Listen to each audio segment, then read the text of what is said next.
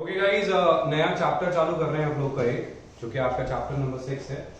ठीक है, अब चैप्टर जो हम लोग चालू कर रहे हैं वो चालू कर रहे हैं आपकी न्यू इकोनॉमिक पॉलिसी। क्या चालू कर रहे हैं? New economic policy. देखिए समझिएगा, न्यू इकोनॉमिक पॉलिसी बेसिकली बोलना क्या चाहता है, होता क्या है। 1991 तक इंडिया बहुत ज्यादा परेशान हो चुका था। क्या हो चुका था? परेशान हो चुका था। क्यों परेशान हो चुका था? क्योंकि हमने जो इकोनॉमिक पॉलिसी बनाई थी that was not working good. वो इकोनॉमिक पॉलिसी ढंग से काम नहीं कर पा रही थी। इंडिया परेशान था क्योंकि बहुत ज्यादा स्ट्रिक्ट रूल्स एंड रेगुलेशंस हम लोग बना चुके थे। इतने ज्यादा स्ट्रिक्ट रूल्स एंड रेगुलेशंस की वजह से कोई भी बिजनेस नहीं कर पा रहा था। Businesses were not possible, businesses freely open नहीं थे। ठीक है, इंटरनेशनल बॉडीज इंडिया में एंटर नहीं कर पा रही थी, इंटरनेशनल कंपनीज इंडिया में एंटर नहीं कर पा रही थी, और कुछ ना कहीं हम लोग स्ट्रिक्ट रूल्स एंड रेगुलेशंस के इर्द गिर्द, ठीक है, हम लोग मतलब बहुत ज्यादा कंट्रोल एनवायरनमेंट में जी रहे थे। तब जाके, ठीक है, जो हमारे एक्स प्राइम मिनिस्टर हैं उन्होंने क्या किया, ठीक है, उस टाइम पे क्या थे, उस टाइम पे फाइनेंस मिनिस्टर थे। ठीक है, मैं किसकी बात कर रहा हूं? मनमोहन सिंह जी की बात कर रहा हूं। तो मनमोहन सिंह जी उस टाइम पे क्या थे हमारे, ठीक है, फाइनेंस मिनिस्टर थे। और फाइनेंस मिनिस्टर होने के बाद उन्होंने क्या किया, उन्होंने एक नई इकोनॉमिक पॉलिसी को डेवलप किया। किसको डेवलप किया? न्यू इकोनॉमिक पॉलिसी को डेवलप किया। तो न्यू इकोनॉमिक पॉलिसी के अंदर उन्होंने तीन चीजों को इनकॉर्पोरेट कर दिया, और तीन चीजें जो इनकॉर्पोरेट हुई थी वो थी एलपीजी। क्या थी? एलपीजी। एलपीजी का मतलब क्या होता है? Liberalisation, privatisation and globalisation. क्या होता है? Liberalisation, privatisation and globalisation. तो लिबरलाइजेशन, प्राइवेटाइजेशन एंड ग्लोबलाइजेशन हमने, ठीक है, हमारे इंडियन इकोनॉमी के अंदर इंकॉर्पोरेट किया। क्या किया? इंडियन इकोनॉमी में इंकॉर्पोरेट किया, और उसके बाद हमारी GDP growth rate shoot up हो गई। क्या हो गई? GDP growth rate shoot up हो गई। सो बेसिकली बोलता है मीनिंग ऑफ इकोनॉमिक रिफॉर्म्स, ठीक है, and new economic policy. Economic reforms मतलब क्या है? इकोनॉमिक रिफॉर्म्स का मतलब होता है इकोनॉमिक पॉलिसी को कंप्लीटली बदलना। इकोनॉमिक रिफॉर्म्स का मतलब क्या होता है? इकोनॉमिक पॉलिसी को कंप्लीटली बदलना। Economic reforms refers to set of economic policies directed to accelerate the pace of growth and development. नई इकोनॉमिक रिफॉर्म्स क्यों लेके आए? ताकि हम क्या कर सके, ताकि हम एक्सेलरेट कर सके pace of growth and development. हमारा जो ग्रोथ एंड डेवलपमेंट वो रुक चुका था, हमें उसको बढ़ाना था। तो ग्रोथ एंड डेवलपमेंट को बढ़ाने के लिए हम लोगों ने क्या किया, ठीक है, हम लोगों ने नई इकोनॉमिक पॉलिसी बनाना, ठीक है, हमने सोचा। In 1991, the government of India initiated a series of economic reforms to pull the economy out of crisis of 90s. 90s के हम लोग क्राइसिस में फंस चुके थे। 90s के अंदर हम लोग इतने ज्यादा फंस चुके थे कि हमारे ऊपर वर्ल्ड बैंक का बहुत ज्यादा उधार था, हम लोग उधार चुका नहीं पा रहे थे, हम लोग के पास गवर्नमेंट के पास कलेक्शन नहीं आ रहा था टैक्सेस का, क्योंकि बिजनेसेस हो नहीं पा रहे थे। तो गवर्नमेंट परेशान हो चुकी थी, करे तो करे क्या। The government of India initiated a series of economic reforms to pull the economy out of crisis of 90s. These economic reforms came to known as, ठीक है, new economic reforms, new economic policy. तो इन्हीं reforms को, इन्हीं बदलावों को क्या कहा जाता है? New economic policy. क्या कहा जाता है इनको? न्यू इकोनॉमिक पॉलिसी कहा जाता है। तो न्यू इकोनॉमिक पॉलिसी हमने लॉन्च करी। इसके तीन ब्रॉड कंपोनेंट्स है। कितने कंपोनेंट्स है? तीन ब्रॉड कंपोनेंट्स है। The policy of liberalisation in place of licensing. पहले हम लोग यहाँ पे क्या करते थे? लाइसेंसिंग को फॉलो करते थे। किसको फॉलो करते थे? लाइसेंसिंग को फॉलो करते थे। तो पहले हमारे यहाँ पे चलता था लाइसेंसिंग। लाइसेंसिंग को खत्म करके अपन ने क्या चालू किया? लिबरलाइजेशन चालू किया। क्या चालू किया? लिबरलाइजेशन। तो लाइसेंसिंग को खत्म करके हम लोग क्या लेके आए? लिबरलाइजेशन। लाइसेंस मतलब आपको ये काम करना है, लाइसेंस चाहिए, आपको वो काम करना है, लाइसेंस चाहिए, हर काम को करने के लिए लाइसेंस चाहिए। और लाइसेंस चाहिए आपको किस चीज के लिए? लाइसेंस चाहिए अगर आपको एक प्रोडक्शन कैपेसिटी तक बनाना है। जैसे अगर आप 10 क्विंटल तक बनाना चाहते हो तो लाइसेंस है, 10 क्विंटल के ऊपर का प्रोडक्शन करना चाहते हो तो उसका अलग से लाइसेंस आपको लेना पड़ेगा। सो यहाँ पे क्या है, प्रोडक्शन कैपेसिटी के ऊपर भी लाइसेंस लगता था, ठीक है, और प्रोडक्शन करना है किसी पर्टिकुलर गुड का तो उसके लिए भी हमें क्या करना पड़ता था? लाइसेंस लेना पड़ता था। तो गवर्नमेंट से हमें बहुत सारे लाइसेंसेस लेने पड़ते थे। एक्चुअली लाइसेंस क्यों? ताकि गवर्नमेंट को लगता था कि हमें पता रहे कि कितना क्या प्रोडक्शन हो रहा है, दूसरी चीज हमारे पास लाइसेंस की फीस आती रहे। तो गवर्नमेंट ने क्या करा, इन दो लालच के चक्कर में क्या किया, लाइसेंस को कंपलसरी कर दिया था हर बिजनेस के ऊपर। अगर आपको ये टेक्सटाइल का बिजनेस करना है, मैन्युफैक्चरिंग करनी है, केमिकल बनाना है, ये बनाना है, वो बनाना है, हर चीज के ऊपर क्या होता था? लाइसेंस को कंपलसरी कर दिया था। The policy of liberalisation in place of licensing. Licensing की जगह पे क्या आ गया? लिबरलाइजेशन। लाइसेंसिंग को रिप्लेस कर दिया किससे? लिबरलाइजेशन से। ठीक है, for the industries and trade. तो इंडस्ट्रीज और ट्रेड के लिए किसको कन्वर्ट कर दिया? लाइसेंस को। लाइसेंसिंग क्या कर दी इन्होंने? कंपलसरी। लाइसेंसिंग कंपलसरी, लाइसेंसिंग को हटा के क्या ले आए ये लोग? लिबरलाइजेशन ले आए। क्या ले आए? Liberalisation. In place of licensing क्या आ गया? लिबरलाइजेशन आ गया। उसके बाद क्या बोलता है? The policy of privatisation. Privatisation आ गया किसकी जगह पे? In place of quotas for the industrialist. तो हम लोगों ने क्या कर रखे थे? कोटास फिक्स कर रखे थे।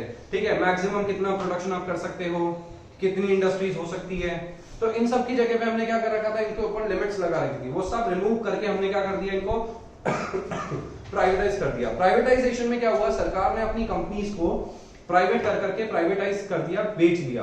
एक्चुअली क्या हुआ था 1991 तक, 1990 तक सरकार की ऑलमोस्ट सारी की सारी कंपनीज लॉस में जा चुकी थी। गवर्नमेंट की करीब करीब सारी की सारी कंपनीज किस में जा चुकी थी, लॉस में जा चुकी थी। बहुत ही फ्यू कंपनीज ऐसी हुआ करती थी गवर्नमेंट के पास में जो प्रॉफिट्स में थी, जो किस में थी, प्रॉफिट्स में थी। तो गवर्नमेंट की करीब करीब सारी की सारी कंपनीज किस में जा चुकी थी, लॉस में जा चुकी थी।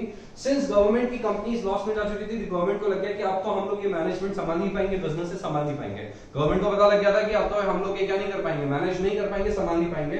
तो उस कंडीशन में गवर्नमेंट ने सोचा कि काम करते हैं, हम लोग क्या कर देते हैं, प्राइवेटाइज कर देते हैं। क्या कर देते हैं, प्राइवेटाइज कर देते हैं। तो चीजों को प्राइवेटाइज करने के लिए गवर्नमेंट ने उसी टाइम से एक्शन लेना चालू किया और धीरे धीरे अपनी अपनी कंपनीज को थोड़ा थोड़ा करके क्या करना, प्राइवेटाइज करके बेचना चालू करा। जिससे क्या हुआ, जिससे प्राइवेट कंट्रोल उसके ऊपर आएगा और हर प्राइवेट इंडिविजुअल क्या चाहता है, प्रॉफिट चाहता है। क्या चाहता है, प्रॉफिट चाहता है। तो उनको पता है कि प्रॉफिट कैसे लाना चाहिए। सो उन्होंने क्या किया, सोशल बेनिफिट के साथ में, ठीक है, प्रॉफिट मेकिंग को भी जोड़ने की कोशिश करी। तो सोशल बेनिफिट भी होना चाहिए गवर्नमेंट की कंपनी में और साथ में प्रॉफिट भी आना चाहिए, ठीक है, ताकि सोशल डेट ना इंक्रीज हो। समझ लो, अननेसेसरी सरकार के ऊपर डेट इंक्रीज ना हो, बर्डन इंक्रीज ना हो। कम से कम सरकार की जो कंपनीज है वो तो इतनी प्रॉफिट में रहे कि अपना खर्चा तो निकाल सके। भाई सरकार ये नहीं बोल रही कि बहुत ज्यादा प्रॉफिट कमाते रहो, बट सरकार ये बोलती है कि अपने खर्चे तो निकाल दो ताकि तुम्हें पालने के लिए हमें कहीं और से उधारी ना लानी पड़े। सरकार के साथ यही तो प्रॉब्लम हो रही है, सारी कंपनी लॉस में चल रही है तो सरकार सोचती है कि भैया इनको पालने के लिए, इन कंपनीज को चलाने के लिए भी मुझे उधार लेना पड़ेगा, ठीक है, रोड बनाने के लिए भी उधार लेना है, तो हर चीज के लिए उधार लेना पड़ेगा, क्योंकि सरकार को पता है उसके सारे बिजनेसेस किस में जा रहे हैं, लॉस में जा रहे हैं। तो किस तरीके से वो काम करेगी। तो उस कंडीशन में इन्होंने क्या किया, पॉलिसी ऑफ प्राइवेटाइजेशन लेके आए, जिसमें इन्होंने सरकारी कंपनीज को बेचना चालू करा, थोड़ा थोड़ा शेयर बेचना चालू करा, किसको, ठीक है, प्राइवेटाइज करना चालू कर दिया था बिजनेस को। दी पॉलिसी ऑफ ग्लोबलाइजेशन, और फिर फाइनली क्या है, पॉलिसी ऑफ ग्लोबलाइजेशन, ठीक है, इन प्लेस ऑफ परमिट्स, हर चीज के ऊपर परमिट थी। आपको एक्सपोर्ट करना है परमिट, इंपोर्ट करना है परमिट, फॉरेन से कंपनी आएगी परमिट, बहुत सारे रेगुलेशंस थे, ठीक है। मतलब आपको पता है, एक एग्जांपल देके बताता हूं, 32 अप्रूवल्स लेनी पड़ती थी पहले। कोई भी कंपनी अगर इंडिया में आती थी ना तो 32 अप्रूवल्स लेनी पड़ती थी अलग अलग डिपार्टमेंट से। और अभी पता है कि अप्रूवल क्या है, सिंगल विंडो अप्रूवल। क्या है, single window approval. Single window approval का मतलब आपके सारे के सारे डॉक्यूमेंटेशन प्रिपेयर करो, एक साथ सबमिट करो, सिंगल विंडो अप्रूवल मिल जाएगी। मतलब एक ही जगह से, एक ही जगह पे सारे के सारे डॉक्यूमेंट्स आपको फाइल करना है, वहीं से आपको अप्रूवल मिल जाएगी। पहले अगर मेरे को कंपनी बनानी होती थी ना तो मुझे आरओसी के चक्कर काटने पड़ते थे। किसके चक्कर काटने पड़ते थे, आरओसी, रजिस्ट्रार ऑफ कंपनी के पास बार बार जाना पड़ता था। अभी क्या होता है, कंपनी बनाने के लिए ऑनलाइन पोर्टल बना रखा है इन्होंने, ठीक है। ऑनलाइन पोर्टल में आपको क्या करना पड़ता है, ऑनलाइन पोर्टल में जाओ, डिटेल्स अपलोड करो, डिटेल्स अपलोड करने के बाद अप्रूवल अपने आप आ जाती है। तो कंपनी को फॉर्म करना ना पहले के मुकाबले बहुत ज्यादा आसान हो गया, बिजनेस करना पहले के मुकाबले बहुत ज्यादा आसान कर दिया सरकार ने, ठीक है। इजी रजिस्ट्रेशन करना चालू कर दिया। तो इस तरीके से क्या हुआ, हर चीज ना बहुत ज्यादा सिंप्लीफाइड होती गई। क्या होती जा रही है, सिंप्लीफाइड होती जा रही है। अब और ज्यादा सिंप्लीफाइड हो गई, बट पहले सरकार ने 1991 में एक्शन लिया ताकि हम क्या कर सके, ताकि हम ग्लोबलाइजेशन को क्या कर सके, सिंप्लीफाइड कर सके। तो ग्लोबलाइजेशन का मतलब होता है integrating the Indian economy with the world economy. Integrate करना किस इकोनॉमी को, इंडियन इकोनॉमी के किसके साथ, वर्ल्ड की इकोनॉमी के साथ। तो हम लोगों ने प्लान किया कि अब हम लोग क्या करेंगे, इंटीग्रेट करेंगे इंडियन इकोनॉमी को वर्ल्ड की इकोनॉमी के साथ में। तो पॉलिसी ऑफ ग्लोबलाइजेशन हमने चालू कर दिया। क्या चालू कर दिया, पॉलिसी ऑफ ग्लोबलाइजेशन। तो globalisation in place of permits, permits की जगह पे क्या आ गया, ग्लोबलाइजेशन आ गया for exports and imports. Export और इंपोर्ट की जगह पे 10 LPG was to set to replace LPQ in 1991। तो एलक्यूपी था हमारे पास, क्या था, एलक्यूपी। एलक्यूपी मतलब, ठीक है, licences, quotas and permits. Licences, quotas and permits. तो लाइसेंसेस, कोटास एंड परमिट्स को हमने रिप्लेस कर दिया किससे, लाइसेंसेस, कोटास और परमिट्स को हमने रिप्लेस कर दिया किससे, ठीक है, एलपीजी से। एलपीजी का मतलब क्या होता है, एलपीजी का मतलब, एल का मतलब होता है लिबरलाइजेशन, टी का मतलब प्राइवेटाइजेशन, जी का मतलब ग्लोबलाइजेशन। तो एलपीजी से इसको क्या कर दिया गया, रिप्लेस कर दिया गया। किससे रिप्लेस कर दिया गया, एलपीजी से रिप्लेस कर दिया गया। किसको, एलपीक्यू को। एलपीक्यू वाज रिप्लेस्ड बाय एलपीजी, ठीक है, कोटास, ठीक है, लाइसेंस, कोटास एंड परमिट्स, ठीक है। लाइसेंस मतलब हर चीज को काम करने के लिए पहले लाइसेंस लेना पड़ेगा, ठीक है। कोटास फिक्स है कि आप यही काम कर सकते हो, वो काम कर सकते हो, ये काम नहीं कर सकते, वो काम नहीं कर सकते, ठीक है। इंडिया में आने के लिए आपको परमिट्स लेने पड़ेंगे, एक्सपोर्ट करने के लिए परमिट्स लेने पड़ेंगे। और अब क्या हो चुका है, लिबरलाइजेशन, प्राइवेटाइजेशन, ग्लोबलाइजेशन। जो बनाना है बनाओ, स्पेसिफाइड कंपनीज है जहां पे आप काम नहीं कर सकते, ठीक है, हर चीज के लिए लिबरल हो गई, लिबरल मतलब इजी करना, ठीक है। दूसरा क्या है, प्राइवेटाइजेशन, ठीक है, सरकार ने अपने अपने काम करना बंद कर दिया, प्राइवेटाइज कर दिया, धीरे धीरे कंपनीज को तुम्हें जितना बनाना है उतना बनाओ, जो बनाना है वो बनाओ। और तीसरा आता है globalisation, integrating world economy with the Indian economy with the world economy, world economy को ओपन कर दिया इंडिया में आने के लिए, इंडियन इकोनॉमी को ओपन कर दिया वर्ल्ड में जाने के लिए। बोलो समझ आया कि नहीं आया? ऑलराइट, आगे देखेंगे इसमें, we are done with this.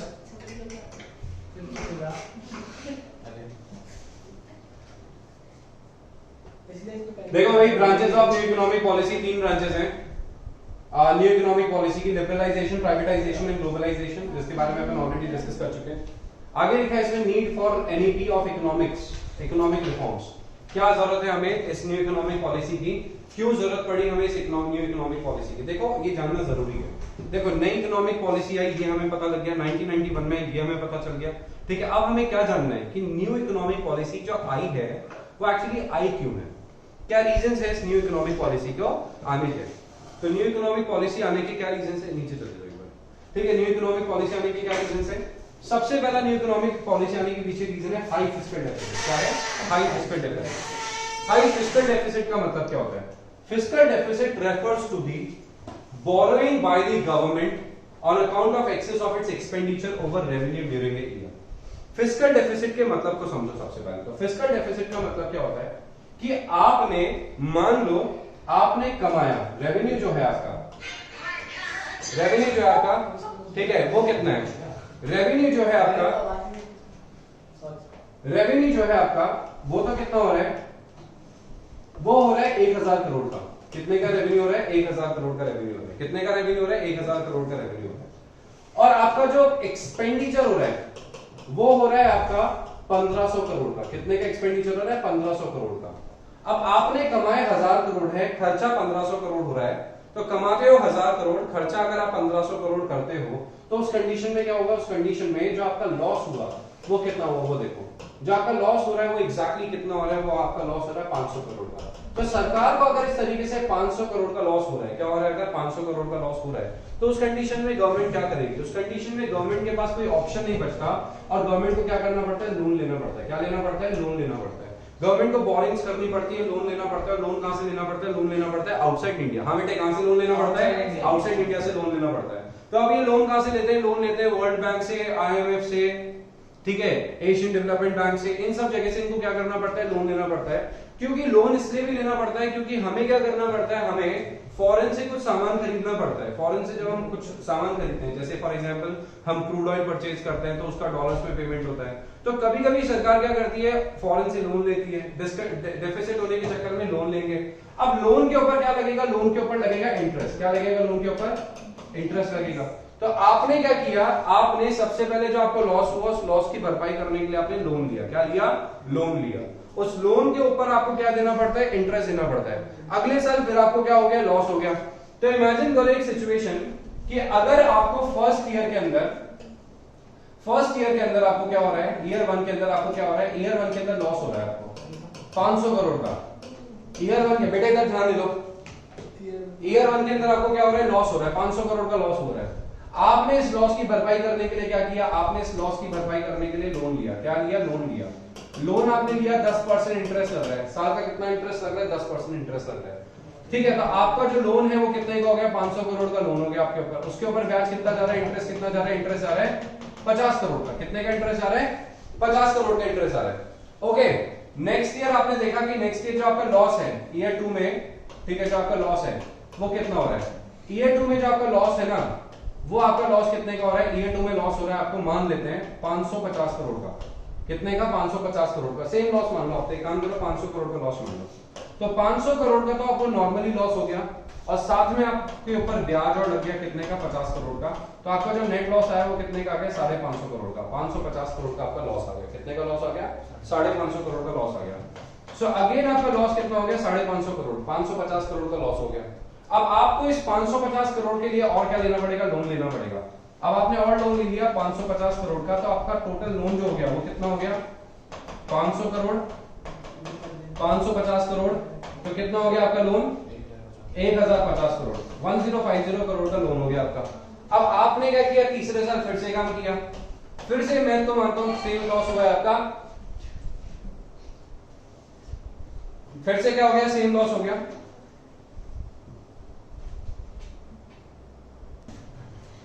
तो थर्ड ईयर के अंदर अगर अपन देखते हैं तो थर्ड ईयर का लॉस देखना, अगर थर्ड ईयर का लॉस सेम टाइप का लॉस है, अपन बात करते हैं 500 करोड़ का लॉस हुआ। अब ब्याज कितना देना आपको पता है, 10% के हिसाब से 110 करोड़ का कितना हो गया टोटल लॉस, 610 करोड़ का लॉस हो गया। अब 610 करोड़ का जो लॉस है टोटल करना, कितना लोन देना पड़ेगा इसके लिए, ठीक है 1050 करोड़ का लोन पहले से है, 610 करोड़ का लोन और लेना पड़ेगा। तो आपको पता है ये जो इंटरेस्ट है ये क्या हो रहा है, मल्टीप्लाई होता जा रहा है, हर साल बढ़ता जा रहा है।